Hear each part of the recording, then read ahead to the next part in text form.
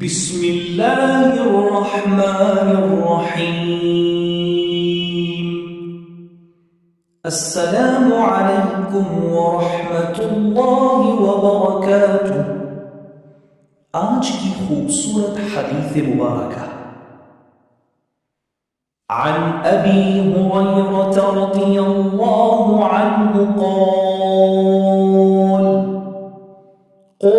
رسول الله صلى الله عليه وسلم من سلك طريقا يلتمس فيه علما سهل الله له به طريقا إلى الجنة۔